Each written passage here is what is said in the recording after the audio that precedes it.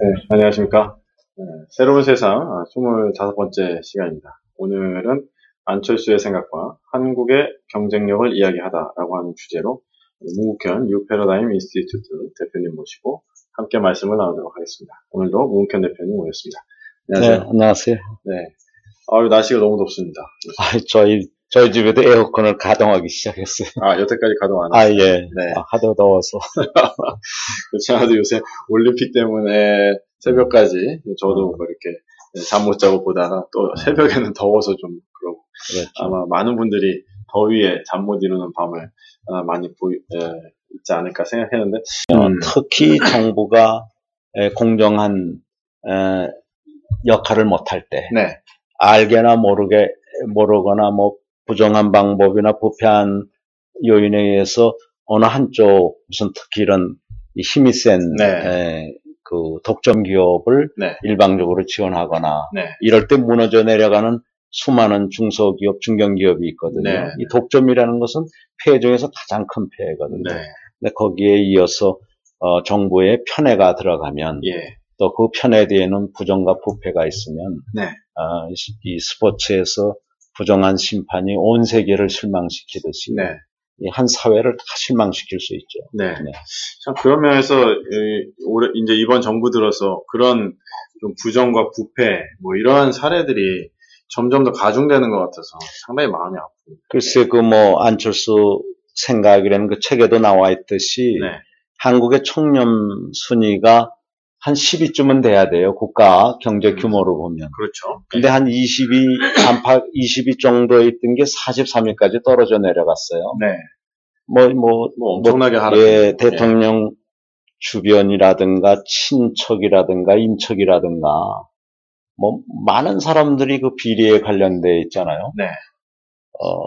그리고 그 주변에 몇만 명이나 되는 이런 이 정권 들어서 여러 자리를 차지한 사람들의 그런 무능과 부정과 부패 이야기를 들을 때마다 이게 참 정말 우리 사회야말로 빨리 바뀌지 않으면 이웃나라 중국은 2, 3년 만에 1조 달러씩 늘려가는데 그렇게 말입니다. 우리나라는 지금 5년째 1조 달러에 있거든요. 1조 달러 밑으로 한 2년간 떨어졌었죠.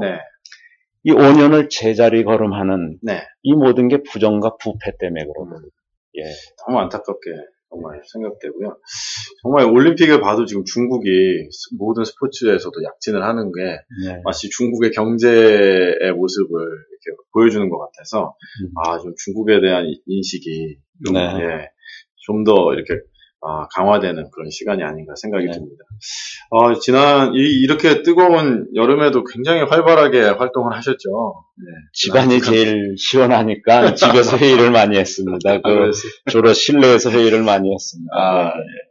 어디도 다녀오셨는데, DMP 워크숍이라고 다녀오셨다고요? 이제, 드러커라고 현대경영학의 아버지라는 분이, 피터 드러커. 드러커 경영 철학을 통해서 전 세계의 많은 명품 기업들을 탄생시켰어요. 독일의 히든 챔피언이라는 그런 그룹들도 사실은 그런 정신 속에서 나온 기업들이죠. 또 전 세계 곳곳에 사회적 책임을 다하는 아주 혁신적인 기업들. 그러면서도 아무튼 고객의 가치를 계속 창조해 나가서 선구적인 기업들의 공통적을 보면 드러커가 얘기한 사회적 책임. 그러면서도 이 혁신을 계속해서 가치를 창조할 줄 아는 그런 기업에 대한 이제 여러 가지 이 방법을 제시한 게 있어요. 그것을 연구하는 워크숍이 있었는데요. 아주 재밌게 지냈죠. 근데 이게 휴대폰 이런 걸 거기 갔더니 다 끊어놨더라고요.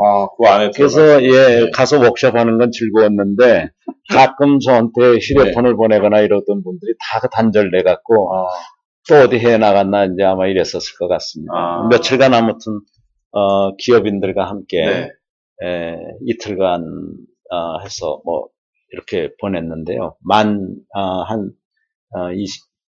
이틀간 넘게 했는데 아주 재밌었습니다.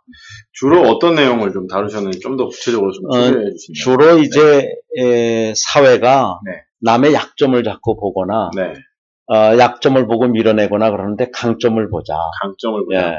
그래서 이제 강점과 신뢰를 기반으로 해서 이 강점을 모으고 기회를 모아서 네. 공유의 가치를 창출하자. 네. 이 공유의 가치를 창출하고 난 다음에는 네.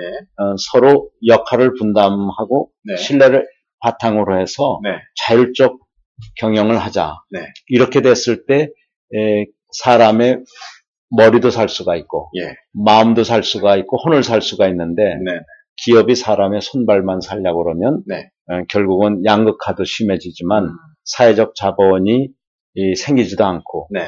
근로자들의 영혼을 이 기업가 정신을 일으킬 수가 없다.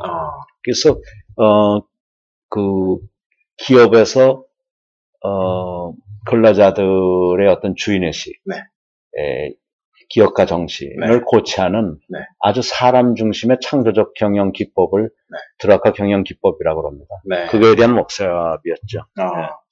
강점과 신뢰를 기반으로 해서 공유의 가치를 만들어내고 또 그걸 통해서 역할 분담을 하고 그러면서 좀 더 창조적인 그 혁신이 계속적으로 그 기업에서 일어날 수 있도록. 그렇습니다. 기업 단위도 그렇고 가족 단위도 가족 중에서도 이제 자녀들의 단점만 보는 게 아니라 네. 자녀들이 예술을 잘한다라든가 스포츠를 잘한다라든가 네. 수학을 잘한다라든가 뭐 영어를 잘한다든가 이런 게 있잖아요. 또 그런 거에 따라서 가는 게 더 낫지. 네. 약점을 고치려고 그러다 보면 다른 집 아이들은 강점을 기반으로 네. 저만큼 가 있는데 약점 고치려다가 보니까 아이들 사기만 죽인다는 거죠. 아이가 왼손 잘 쓰는 사람은 왼쪽에서 공을 잘 던진다라든가 이럴 때 아주 중요하거든요. 네. 왼손 억지로 오른손 수술할 때도 왼손으로 수술하는 게 아주 중요할 때가 많아요. 네. 오른손이 안 되는 지역이 있거든요. 네. 뭐 이런 식으로 각각의 장점을 봐야 되는데 가정에서나 직장에서나 사회에서나 남의 단점이나 약점을 자꾸 고치려고 하는 경우가 있거든요. 그 사람 사회 발전에 큰 도움이 안 되지. 네. 가족에서도 그렇게 역할을 분담할 수 있다. 그거 아주 좋습니다. 남자 여자가 같으면 안 되잖아요. 남녀가 다르듯이 부모가 또 다르고 부자지간이 다르고 그렇게 다 달라야 다양성이 보다 많은 것을 창조할 수 있죠. 네. 그 외부의 어떤 기회도 활용해야 된다. 뭐 이런 내용도 있었죠. 문제는 이제 대개는 내부에서만 싸움들을 합니다. 그런데도 내부에서도 싸움보다는 서로 장점을 보면서 자기 혁신과 조직의 혁신, 사회의 혁신을 해야 되겠지만 더 중요한 것은 창밖을 볼 줄 알아야죠.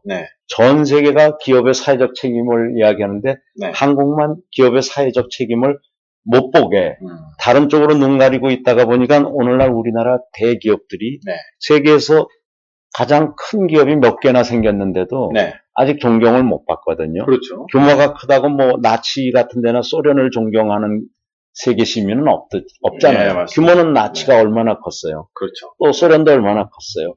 그렇지만 그 안에 도덕성이 없으면 존경하지 않고 인권을 유린한다라든가 다른 민족을 말살하려고 한다든가 갈등을 기반으로 해서 성장하려고 한다든가 그러면 이제 다들 거기를 기피 대상으로 하잖아요.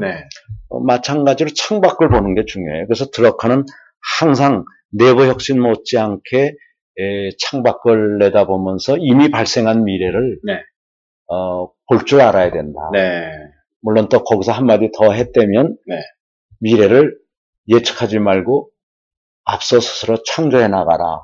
그런데 창조하기는커녕 예측도 안 할 뿐만 아니라 창밖을 내다보지도 않으면 이미 새벽이 왔는데도 아직도 밤중인 줄 알고 또 이미 문명시대가 도래했는데도 야만시대인 줄 알고 정글의 법칙에 의해서 약육강식을 한다든가 부정한 방법으로 정경유착에 의해서 부를 키운다든가 이런 것은 아직 날이 밝았다는 것을 모르고 아직도 밤 속에 있다라고 착각하고서는 남이 안 보는 줄 알고 있는 거거든요. 남이 다 보고 있는 거죠. 어떻게 보면은 현 정부 들어서 어떤 건 대외적인 어떤 전망이나 이런 어떤 추세에 너무 이 한국 사회가 좀 이렇게 뭐라 그럴까 너무 이렇게 좀 뒤처지는 경향이 있지 않느냐.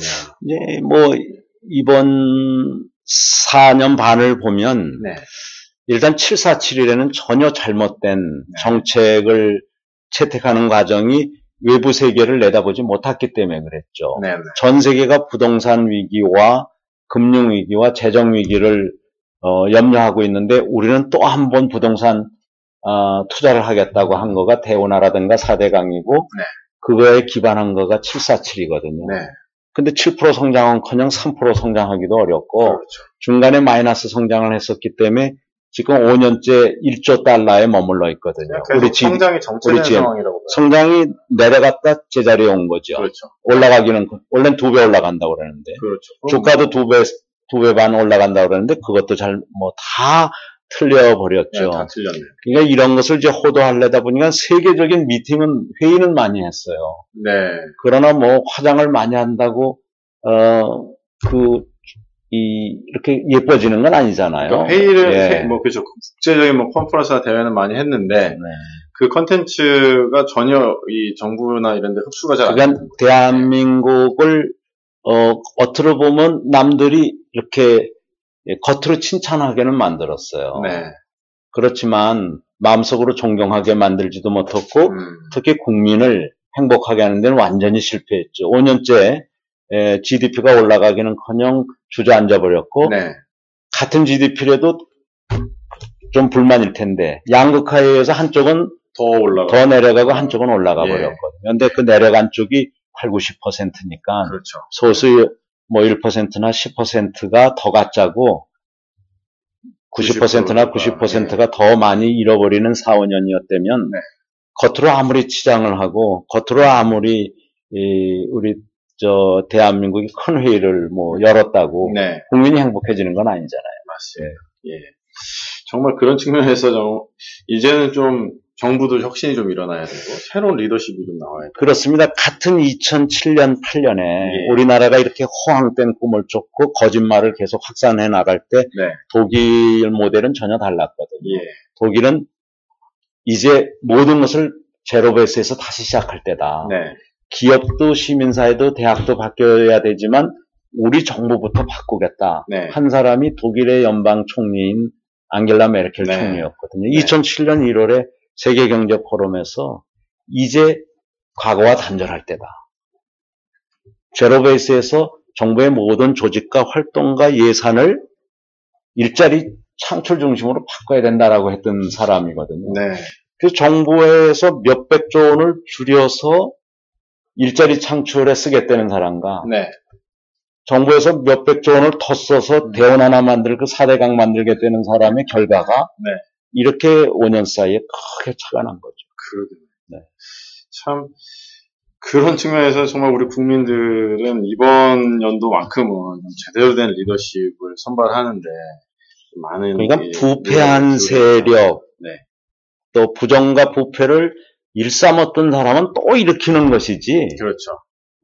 그걸 안 할 방법이 없어요. 나쁜 습관이 든 사람들은. 그래서 이렇게 과거에 봤을 때 3번 이상 하면 뭐 아웃이라고 그러잖아요. 그런 그런 거 있듯이 과거에 이렇게 상습적으로 부정과 부패의 고리에서 벗어나지 못해서 그쪽에 종사했던 사람들을 국민이 다시 공직에 기용해서는 안 되는 거예요.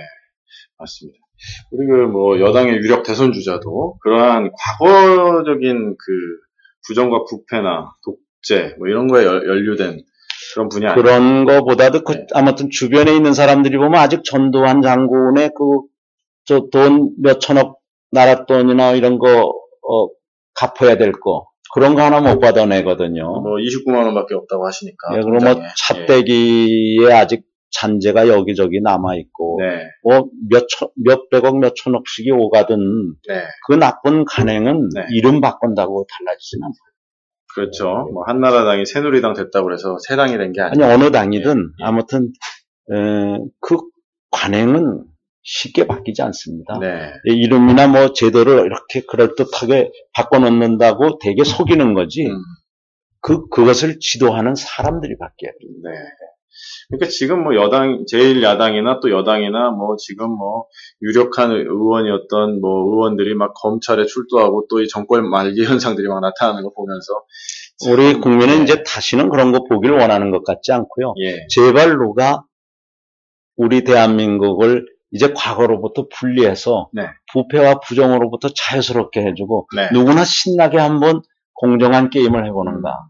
여기에 관심이 있는 것 같아요. 게임이라는 건 올림픽 게임도 그렇지만 공정할 때 게임이 신나는 거지. 그렇죠. 심판이 어느 한쪽을 자꾸 봐주든가 뒤에서 매수당해 있으면 그건 뭐 게임 볼 필요가 없잖아요. 그렇죠. 또 뭐 참여하는 사람들이 막 허탈해지죠. 열심히 노력했는데 결과는 엉뚱하게 나버리니까. 그렇습니다.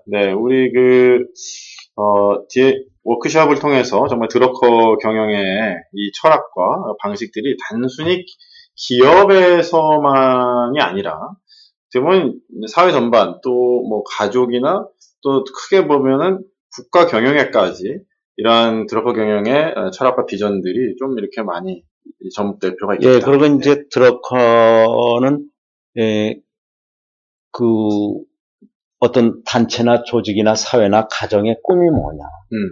그 꿈을 먼저 이렇게, 갖는 게 아주 중요하다라고 그럽니다. 꿈이 없는 사회는, 이 발전이 있기가 어렵거든요. 근데 지금 우리 사회에 꿈을 이야기하는 사람은 드물고, 그냥, 이렇게 밀어내고, 연 350조나 되는 예산 서로 많이 차지하려고 하는, 그런 밥통 가지고 막 싸우는 그 강아지들이 어떤 때 보면 예쁠 때도 있지만 막 싸울 때 보면 바깥으로 이렇게 싸우잖아요. 그렇죠. 그런 모습을 보이는 지도층이 돼서는 안 되죠. 그렇죠. 밥그릇 싸움을 많이 하는. 그러니까 어떻게 보면 지금도 뭐 대선 주자 경선들이 막 일어나는데 꿈과 비전이 강조되기보다는 상대방의 과거사 단점 헐뜯기 뭐 이런 것들이 많다 보니까 참 안타깝죠. 아니, 아예 과거로부터 단절될 생각이 없는 분이 많죠. 과거를 이용해서 뭐 당선되려고 하거나 국민의 눈을 감게 하거나 길을 멀게 해서 당선되려는 사람이 많은 게 문제죠. 그 경영의 도구에 대한 이야기 잠깐 해보시면은, 이게 국가든 기업이든 이 경영을 제대로 해나가기 위한 뭐 몇 가지 요소들이 좀 있는데, 그 중에 하나가 아까 말씀하셨던 꿈과 비전, 뭐 이런 거. 되게 이제 예를 들면, 가장들이 바깥에서 일 열심히 하는 건 좋은데, 아내의 꿈이 뭔지 모르는 경우가 많거든요. 자녀들이 꿈이나 장점이 뭔지를 모르고 열심히 일만 해요. 그러면서 자녀들을 보러 나 따라하라고 그러는데 자녀들의 장점은 그게 아닌 경우가 많거든요. 그렇죠.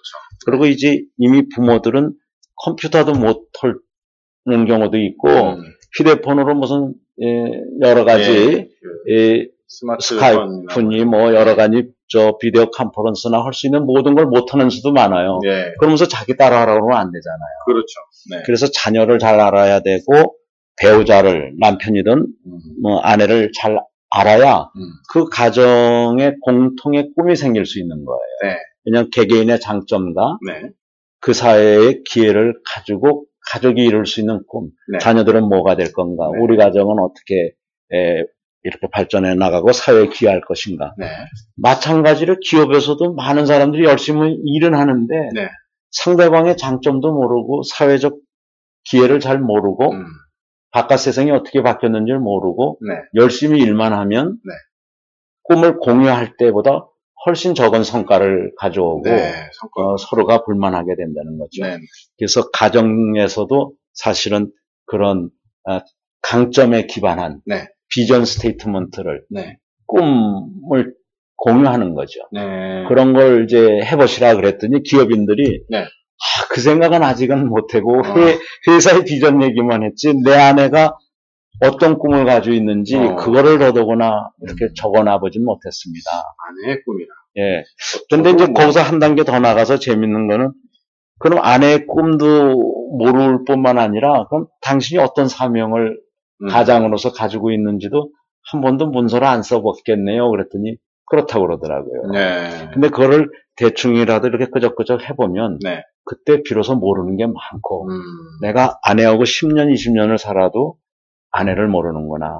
내가 애들을 10년, 20년을 키웠어도 애들의 장점을 제대로 모르고 이 사회에서 그 아이들이 강점을 기반으로 어떤 일을 할 수 있는지를 내가 전혀 모르고 있구나. 이런 걸 알게 돼요. 이런 것은 작은 가족 단위에서부터 시작해서 지역사회나 회사나 나라에 적용을 하면 아주 좋은 결과가 오죠. 그래서 아주 중요한 이 성공하는 경영자들은 가장이든 기업의 사장이든 나라의 대통령이든 성공하는 사람은 이런 커뮤니케이션을 잘하고 남의 장점을 잘 보고 바깥 세상에서 일어나는 기회를 잘 보는 사람들 그런 사람들이 공유의 꿈을 같이 확인하고 그것을 역할 분담하고 자기가 앞장서서 가는 게 진짜 리더인 거죠. 이 방송 보시는 그 분들 중에서 혹시 학부모들 계시다면은 또 결혼하신 분들 계시다면은 일단은 오늘 방송을 보시고 배우자의 꿈이 뭔지 또 자녀의 강점이 뭔지 이런 거부터 한번 요번에 여름에 휴가 기간이 있으시다면 좀 알아보는 시간 가지셔도 좋을 것 같다. 그런 생각이 드네요. 정말 그 강점을 기반한 꿈 그것은 운명이 된다 할 정도로 아주 중요한 절차입니다. 강점을 이해하고 꿈을 꾸고 그것이 운명이 되게 하는 이것을 4D 사이클이라고 그럽니다. 4D 사이클. 4D. D가 4개다. 그래서 이 강점을 디스커버리하고 그 다음에 꿈을 꾼다 해서 드림을 갖고 그것을 서로 나눠 갖고 이렇게 한다고 해서 디자인. 이 세 디스커버리와 드림과 디자인이 결국은 한 개인과 가정이나 기업이나 사회의 데스티니, 운명을 좌우한다라고 그러거든요. 이게 4D 사이클이라고 하는데요. 한번 꼭 해보시면 좋겠고, 뭐 혹시 좀 궁금하신 분은 제 인터넷으로 보내시면 제가 자문해드리겠습니다. 메일로 한번 그 뉴 패러다임 인스티튜트 이렇게 홈페이지 들어가시면 될 것 같고요. 그래서 뭐 그런 것들을 이제 글로 쓰고 그러면 이제 경영자 입장에서는 또 그거를 편지로 써라. 뭐 그래서 매니저스 레터. 이제 그 비전이 공유되고 난 다음에 자기가 부하 직원이나 뭐 나라로 말하면 국민들한테 이렇게 이제 공무원들한테 내가 이것을 하려고 그런다고 그러기 전에 다시 한번 국민과 공무원을 연결하기 위해서는 매니저즈 레터가 필요하고 즉 뭐냐 대통령의 소신이나 가치나 주요 핵심 철학이 있어야 되는 거죠. 마찬가지로 기업에서도 주주라든가 이사회의 꿈과 그쪽에서 준 사명이 있을 거 아니겠어요? 그것을 직원들한테 전하는데 문서로 전하는 게 아주 중요한 거예요. 말로 전하면 자꾸 변덕을 부리기도 하고 말을 안 했다고 그러기도 그래서 뭐 가끔 뭐 고칠 수는 있지만 그래도 그 당시에서 가장 서로가 잘 이해한 합의문 같은 그런 걸 정리해 놓는 걸 매니저즈 레터라고 그래요. 그래서 이제 오늘 밤 아내하고 이제 비전 스테이트먼트를 만들었대 봐요. 우리 가정의 꿈. 그러고 난 다음에 뭐 남편의 역할 그리고 부인의 역할 이런 식으로 각자 써보면 이거 이렇게 정리를 해놓으면 내 커스터머가 배우자가 되고 자녀들이 있고 또 부모님도 계시고 주변 사람들이 다 하나의 커스터머구나. 이 사람들이 모여야 우리들의 꿈이 이루어질 수 있겠구나. 이런 걸 알게 돼서 그 매니저스 레터라는 것도 드라카 그 창조 경영의 아주 핵심 사항 중에 하나인데 이번에 안철수 의장이 쓴 안철수의 생각이라는 책도 국민이 원한다고 생각하는 것을 여기다 나열한 거예요. 그리고 또 자신의 이해를 나열한 거예요. 그래서 이게 국민과 앞으로 공무원들과 교류하는데 하나의 가교 역할을 할 수 있는 근거 서류가 되는 거지.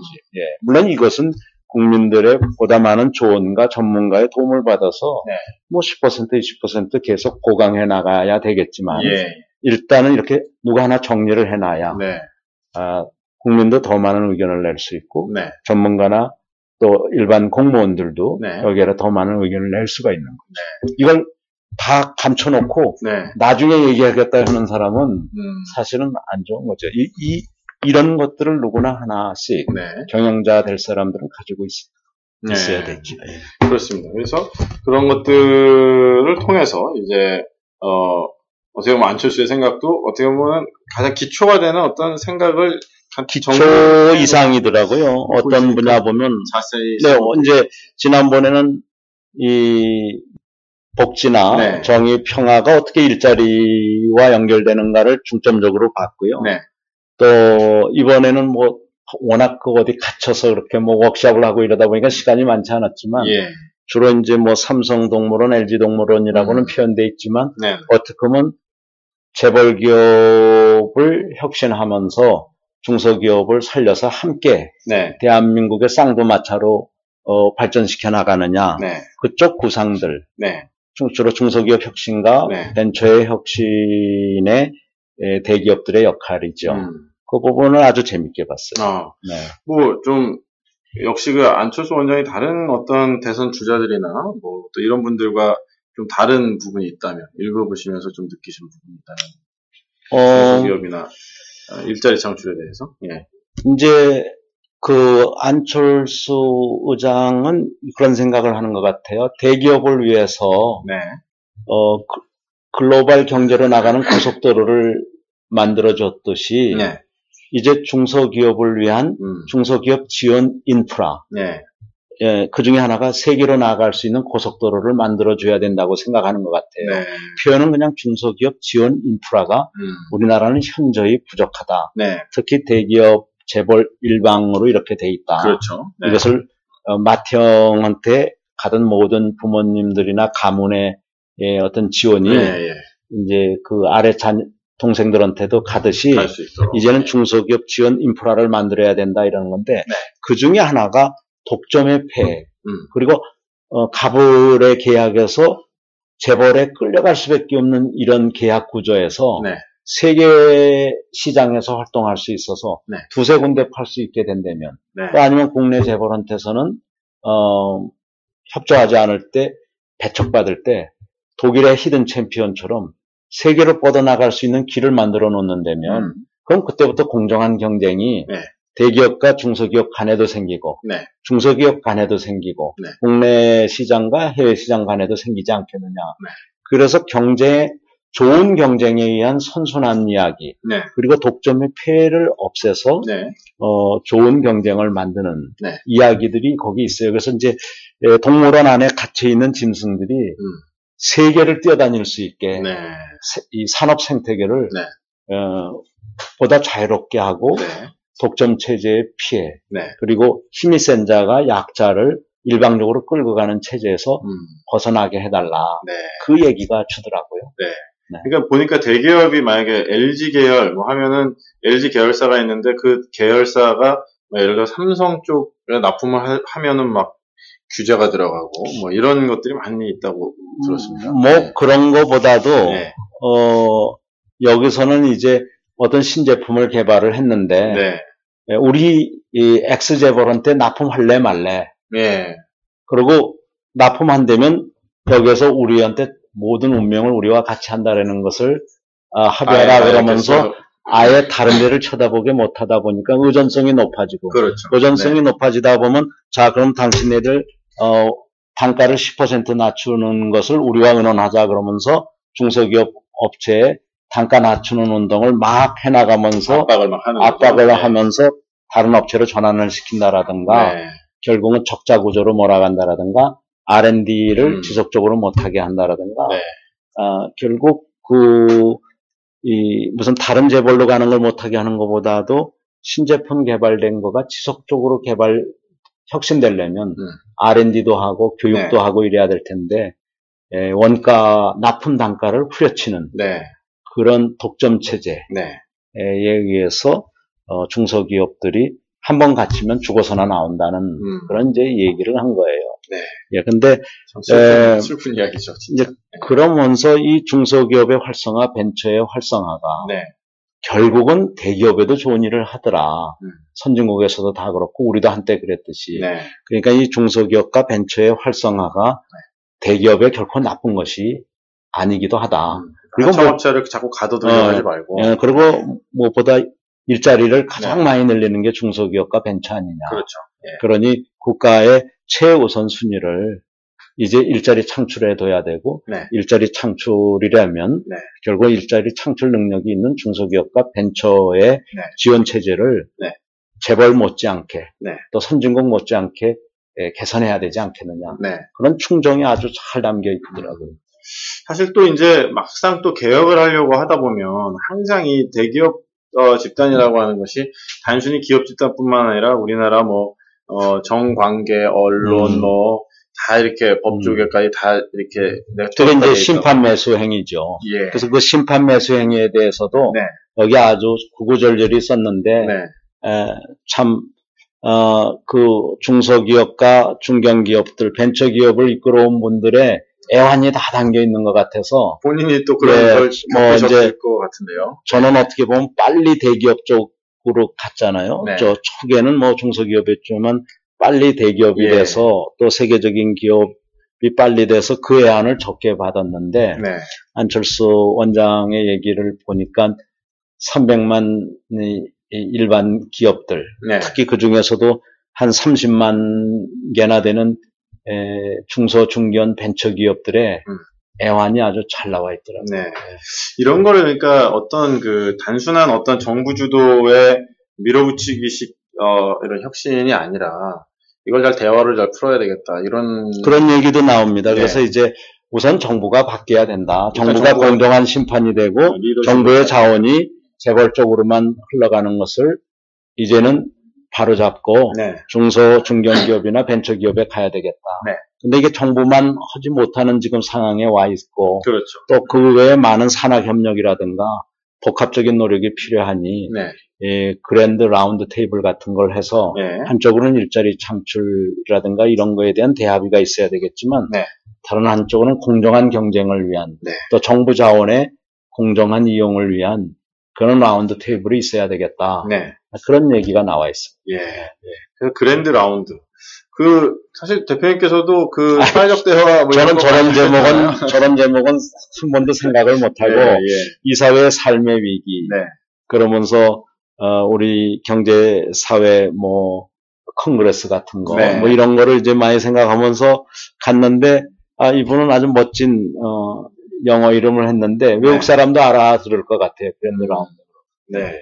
그렇지 않아도 노사정 협의체라든지 이미 그런 것들이 이제 한계가 있습니다. 정부 주도로 있었는데 잘 안 돼. 한계가 있고 예를 들면 연간 근무 시간을 OECD나 ILO 같은 데서 하도 시정을 요구하니까 우리도 연간 1800시간 일하는 사회를 만들어서 문명국가의 하나가 되고 선진사회의 하나가 되겠다고 약속은 했는데 그 약속하는데 5, 6년도 더 걸렸고요.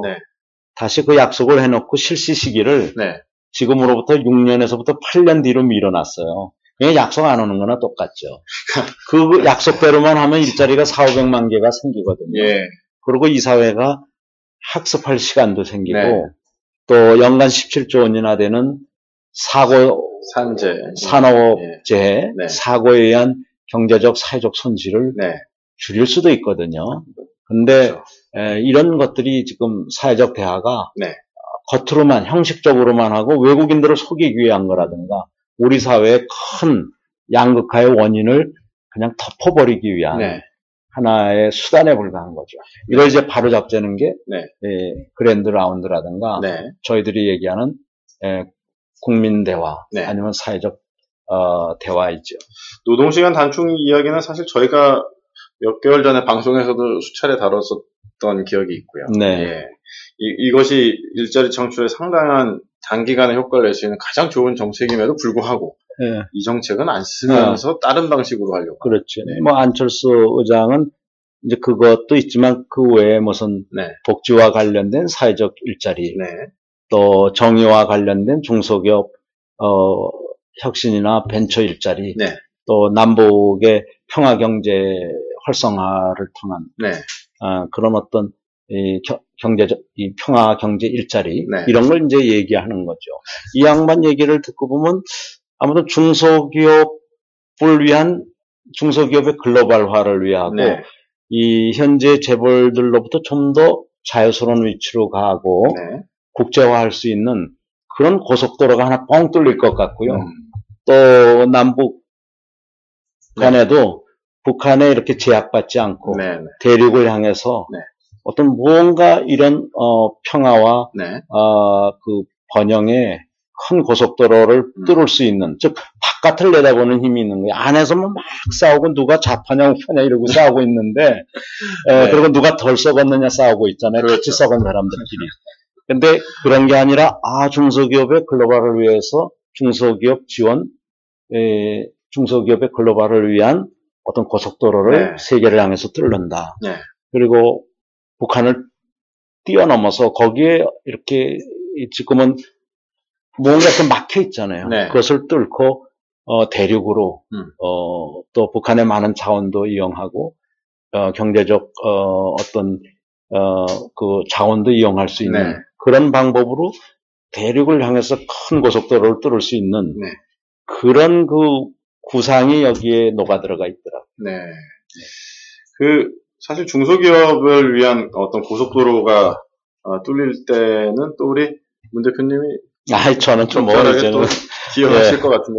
저는 요즘 저는 요즘 중국이나 뭐 이런 데서 많이 활동하고 있는데 아무튼 옳은 구상이에요. 그리고 그래야만 산업 생태계가 건전해지고 중소기업과 벤처와 중견기업이 잘 돼야 결국은 재벌도 잘 되고 또 물론 이제 그때 가서는 재벌의 구조라든가 가버넌스가 많이 달라질 거예요. 지금 우리가 아직은 미개한 사회고 야만적인 정경유착의 사회다 보니까 부당한 그 가버넌스가 있고 공개된 재벌 기업들의 어떤 부가 비공개된 재벌 기업의 자손들한테 넘어가는 것을 수없이 목격하고 비자금이 막 수조 원씩 조성이 되고 수천억의 정치 자금이 오갔던 사실을 알고 있잖아요. 그렇습니다.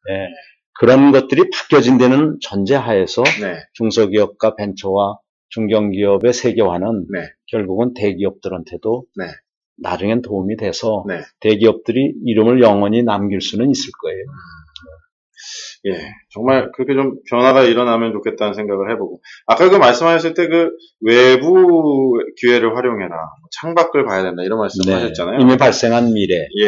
우리는 자꾸 앞만 보고 있다 보니까 새벽이 왔는지도 모르고 낮이 밝은지도 모르는데 이미 발생한 미래가 있는 것이죠. 그런 측면에서 사실은 이번에 선출된 어떤 리더십은 좀 국제적 감각이 있고 국제관계를 좀 원만하게 풀어갈 수 있는 리더십이 돼야 되지 않느냐. 그러니까 독일의 히든 챔피언을 이렇게 이 책에서 여러 번 안철수의 생각에서 얘기합니다. 독일의 히든 챔피언.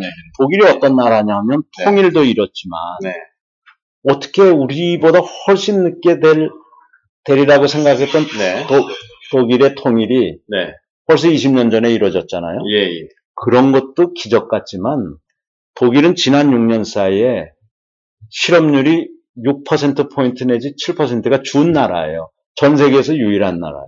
지금 유럽이 그렇게 위기 상황이에요. 고용률이 6, 7%포인트 올라간 거죠. 그래서 청년 실업률이 전 세계에서 가장 작은 나라예요.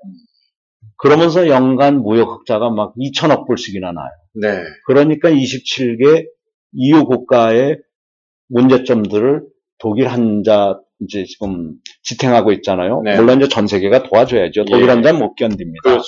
그리고 그 과도기에 한국과 중국이 할 역할이 있어요. 왜냐하면 유럽이 타격받으면 제일 크게 타격받는 나라가 한국과 중국이거든요. 이제 서로 할 일은 있는데 결국은 유럽을 위하는 것이 우리를 위하는 것이 그렇게 되는. 그 다음부터 최근 3년을 견딘 것은 독일의 힘이에요. 근데 이것이 더 늦지 않게 해야 되겠는데 독일은 일자리를 그렇게 많이 늘렸던 겁니다. 우리도 그거를 해낼 수 있어요. 그런 올바른 지도자만 들어선다면 통일도 앞당겨지겠고 미국과 중국이 반대할 이유가 없어요. 장기적으로 보면. 그러고 이 통일이라든가 평화경제도 대륙경제도 빨리 이루어지겠지만 무엇보다도 먼저 내부에서 혁신이 일어나고 중소기업의 글로벌화가 일어나면서 결국 현재 1조 달러에 머물러 있는 우리의 GDP가 2조 달러, 3조 달러가 갈 수 있는 충분한 사회적 자본을 만들 수가 있어요. 신뢰가 거의 모든 것을 좌우하거든요. 신뢰 바탕하에서 또 교육 열풍도 다시 일어나서 직장에서의 교육 열풍이 대학 가기 전까지의 교육 열풍을 대체시켜야 되거든요. 그러니까 안철수 원장 같은 경우는 또 국제적인 관계들이 또 네트워크 상당히 뭐 우선 해외에서 4, 5년 같이 네. 둘 다 부부가 의학 박사지만 또 해외 가서 경영학도 하고 공학도 했고 또 한쪽에서는 법학도 해서 아주 뭐 광범위한 기술의 융합뿐만 아니라 학문의 융합, 문화의 융합까지도 많이 이뤘죠. 참 그렇지 않아도 우리 한국은 정말 한중일의 어떤 이 러시아, 미국 이런 주변의 열강들과의 항상 이 역학관계에서 잘 조정하고 밸런스를 잘 맞춰야 되는데 이게 뭐 한쪽으로 막 치우치고 현 정부 같은 경우는 좀 중국과 좀 갈등을 막 유발하는 뭐 그런 느낌도 좀 있고 뭐 일부러 그러려고는 하지 않았겠지만 어떻게 보면 그렇게 말려들 수도 있고 그렇죠. 그런데 뭐 여기 안철수 장 보면 책에서 중국의 중요성을 많이 이야기해요. 그렇지만 미국과의 이런 아주 설린 협력의 관계는 계속 유지해야 된다는 걸 여기저기서 강조하고 있거든요. 어떻게 보면 균형을 좀 갖고 가야 되겠다. 근데 이제 균형보다 어떻게 보면 하나 더 가야 될 것 같아요. 유니버설은 이런 가치가 있거든요. 전 세계적으로 가치가 있어요. 공유하는 가치. 공유하는 그 가치 쪽까지 가야지 균형자를 이루겠다고만 그러면 오해받기 쉬워요. 거기서 한 단계 더 나가서 어떻게 보면 인권이라든가 노동권이라든가 환경권이라든가 반부패라든가 이런 지역사회를 보호하고 또 가정을 보호하고 소비자를 보호하는 이런 부분에서의 유엔 합의가 있거든요. 그런 글로벌 합의까지도 이렇게 끌고 나가는 모습이 이제 안철수의 모습이죠. 거기서 그냥 균형자만 있다 그러면 무슨 정치적 이득을 보겠다고 회색주의자처럼 보일 수 있고 그건 아니잖아. 그렇죠. 분명히 가치가 있어야죠. 그래서 이 사회를 부패와 싸우는 사회, 인권유린과 싸우는 사회, 노동권유린과 싸우는 사회, 평화를 위협하는 세력과 싸우는 사회 이런 쪽으로 가야죠.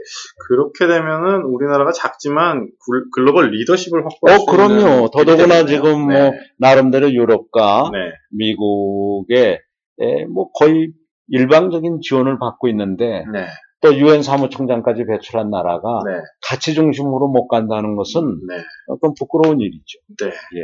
정말 부패 지수를 정말 절반 이하로 떨어뜨려야지 이거 참 부끄러운 일이 아닌가 그런 생각이 듭니다. 어쨌든 뭐 이 안철수의 생각이 발간되고 또 힐링 캠프 방송하고 그 다음날 또 우리 대표님 방송도 있었고요 저희가 그러면서 이제 지지율이 박근혜 후보를 이렇게 웃돌기도 하고 막 이러면서 경쟁력이 다시 한번 재확인되는 그런. 글쎄요. 이제 과거와 미래의 어떤 교체 단계라고 봅니다.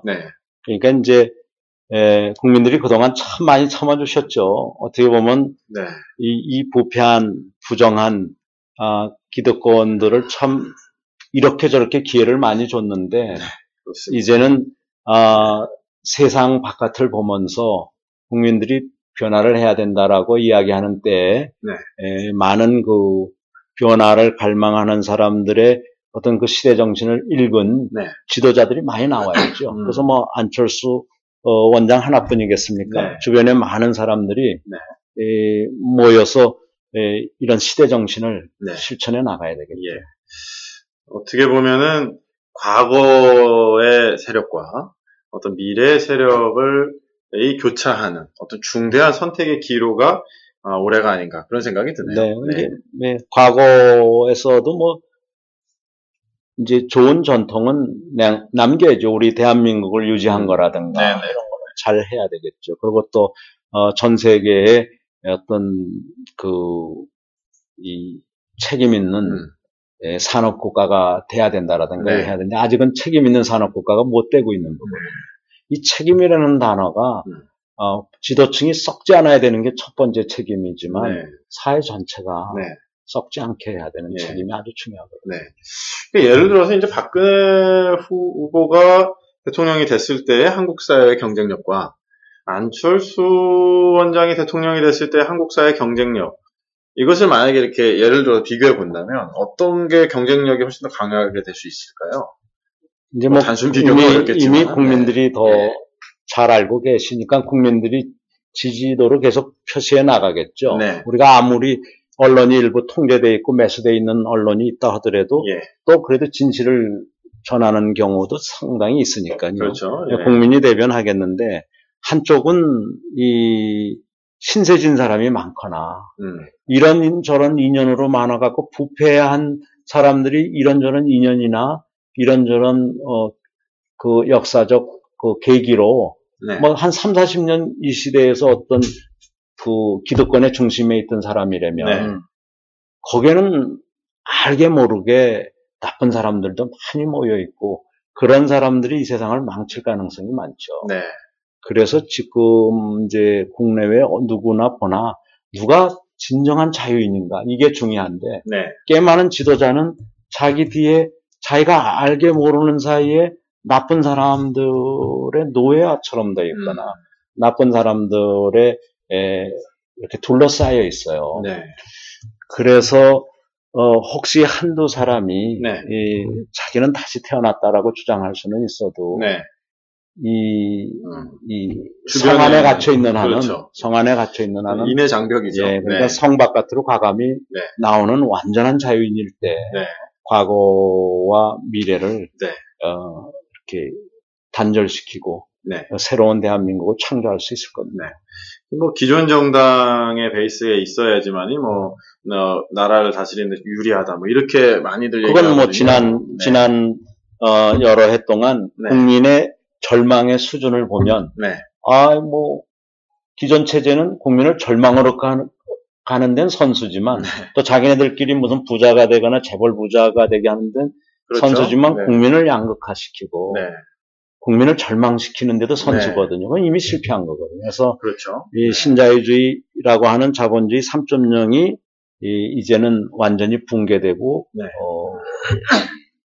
국민으로부터 지탄받듯이 지금의 체제는 더 이상 구제 불가능한 거라는 게 이런 경제사회적 성과에서 나타나는 거죠. 이걸 뭐 우리 체제로 억지로 들어와라 뭐라 하는 그거 자체가 독점이죠.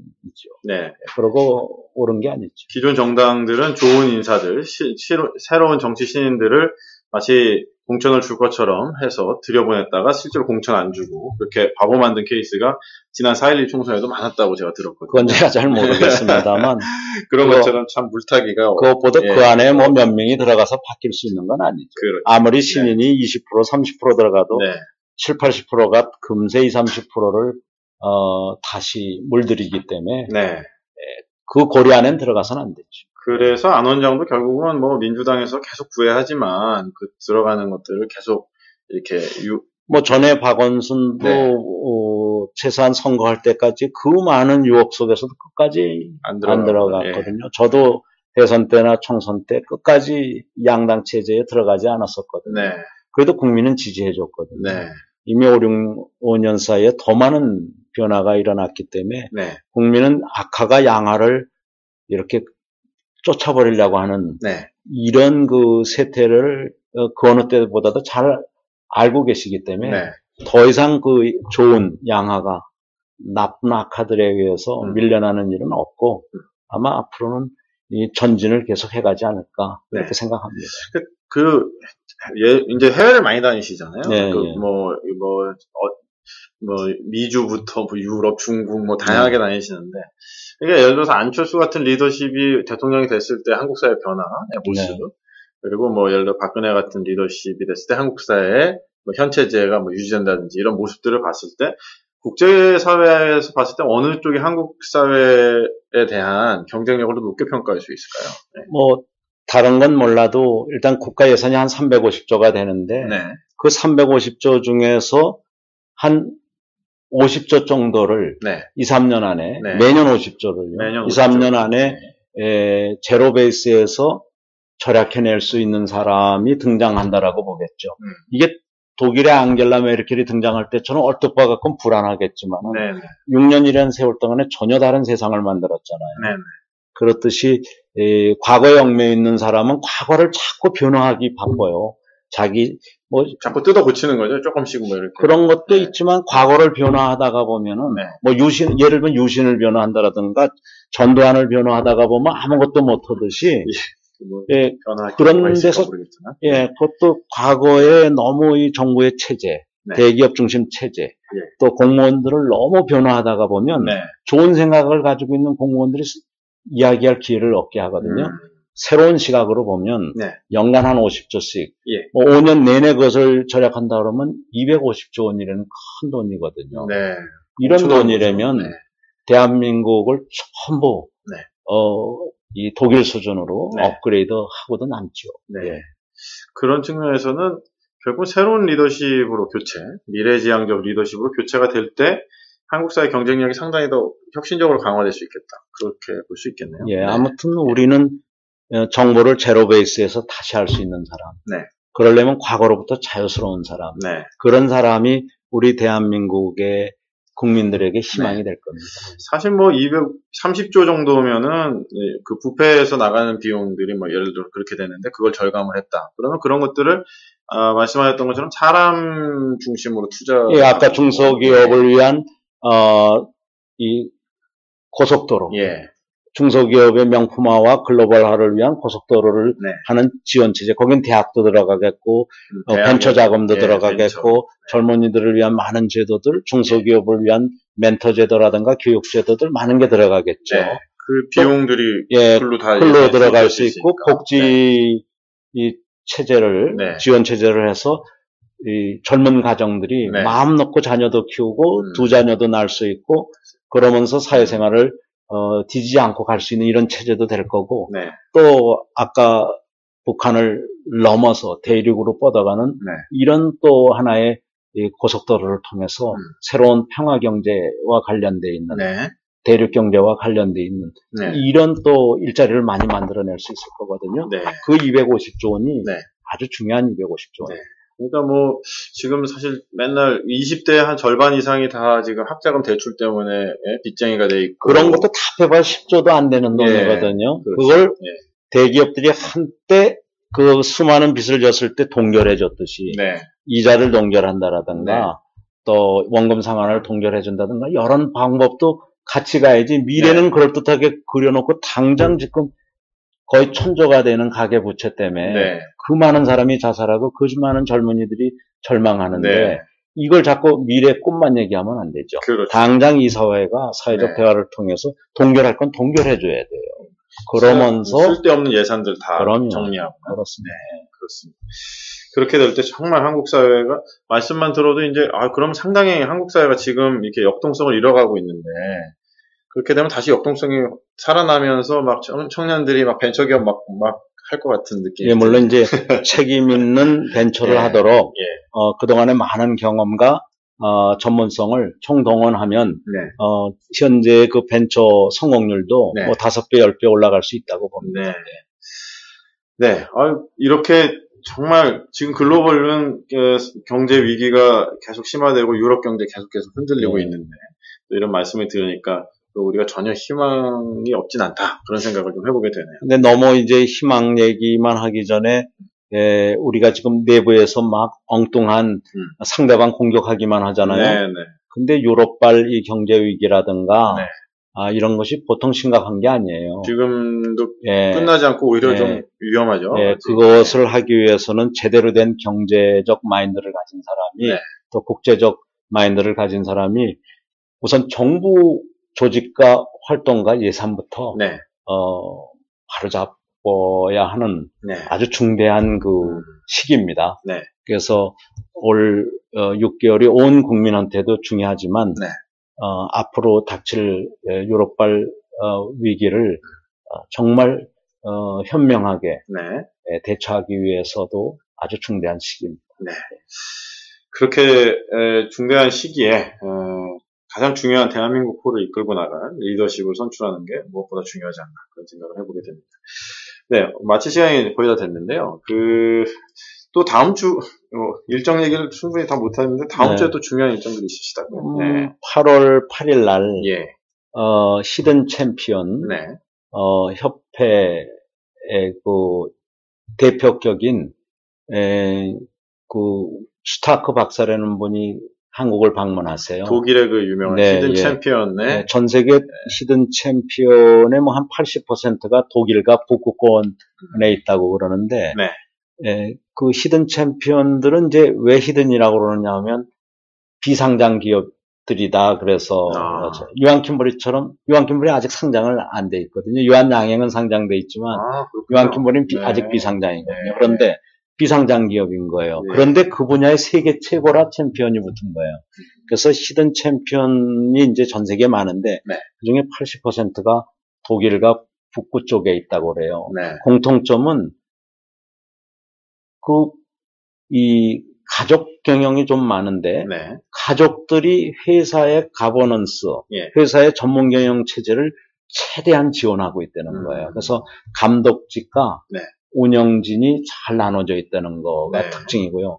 또 다른 하나는 이 직장에서의 학습을 굉장히 많이 이렇게 격려해가지고 이 일부 독일의 히든 챔피언 가면은 직장에 들어가면 첫 3년은 3일간 일하고 3일간 대학 다니게 해놨어요. 그래요? 그러니까 3일 일하고 3일 대학 다니기 얼마나 좋아요. 그런 제도. 미국은 회사를 그만뒀을 때 꽤 많은 경우가 지역 대학을 다니거든요. 근데 여기는 회사 다니면서 그렇게 해놓은 거가 있고, 또 기업의 사회적 책임.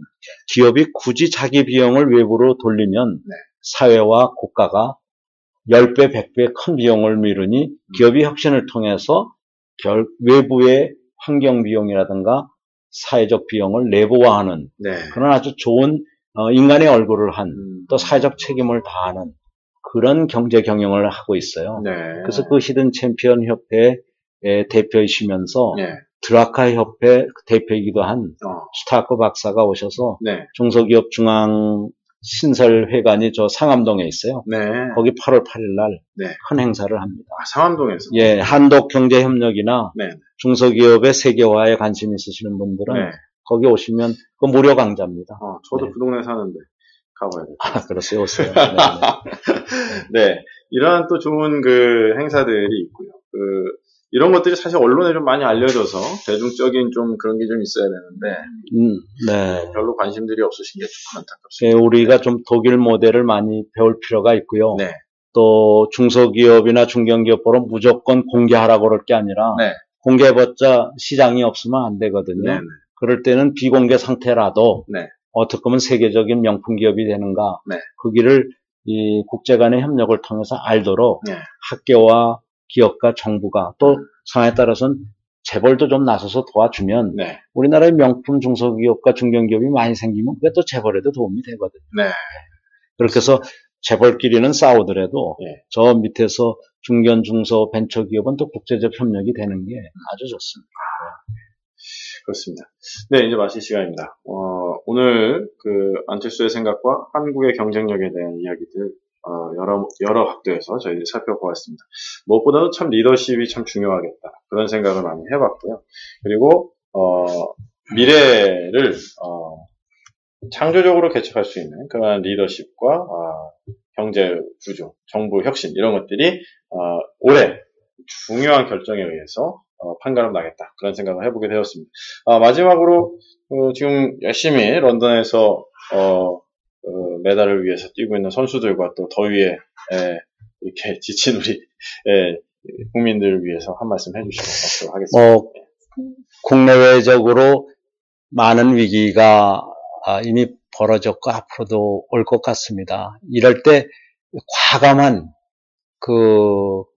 이 도전이 필요합니다. 이 위기는 이 도전을 가진 그런 국민들 앞에는 아무런 그 문제가 되지 않습니다. 우리 대한민국의 이 위기는 어떻게 보면 새로운 미래를 만들 수 있는 좋은 기회이자 선물일 수도 있습니다. 이 연말 내년에 닥칠 이런 경제 위기를 대한민국을 재창조하는 방식으로 한번 이겨내시기를 저는 강력히 권유합니다. 고맙습니다. 네, 올림픽 선수 여러분도 힘내시고 또 더위에 지친 우리 국민 여러분도 금메달 소식과 함께 시원한 여름 보내시길 바라고 저희는 다음 시간에 또 찾아뵙도록 하겠습니다. 이것으로 오늘 방송 마치겠습니다. 감사합니다.